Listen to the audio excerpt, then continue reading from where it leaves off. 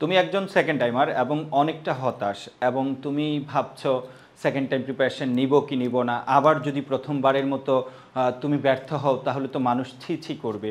আর প্রতিটা সেকেন্ড টাইমের পরিবার থেকে ততটা সাপোর্ট পাওয়া যায় না।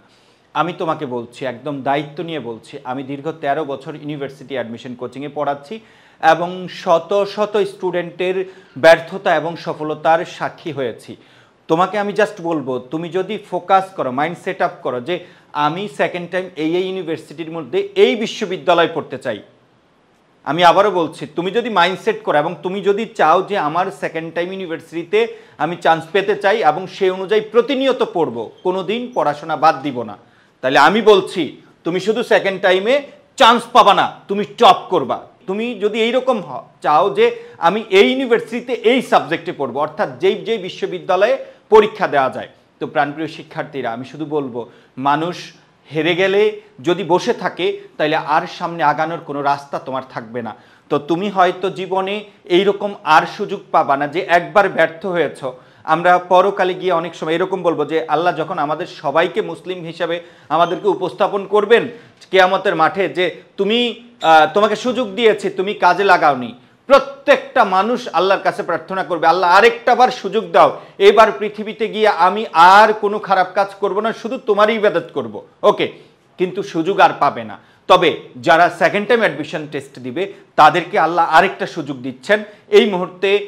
আগে কিন্তু অনেক ইউনিভার্সিটিতে ভর্তি পরীক্ষা দেওয়া যেত, এখন কিন্তু সব ইউনিভার্সিটিতে দেওয়া যায় না, যেই কয়েকটা বিশ্ববিদ্যালয়ে ভর্তি পরীক্ষা দেওয়া যায়। প্রিয় ভাই বোনরা, এর ভেতরে যদি তোমার পছন্দের বিশ্ববিদ্যালয় এবং তোমার সাবজেক্টে তুমি পড়তে পারো, তাহলে বাংলাদেশের যে কোনো প্রাইভেট ইউনিভার্সিটি পড়ার চেয়ে বেস্ট একটা ডিসিশন হবে। তো বলবো, তুমি এখন কোনো রকম তালবাহানা না করে হতাশ, পরিবার দিচ্ছে না, এটা দিচ্ছে না, ওটা দিচ্ছে না, ভাই এটা তোমার ক্যারিয়ার, তুমি তোমার লাইফের জন্য পরিবারকে একটু বোঝাও, তুমি নিজে সিদ্ধান্ত নাও।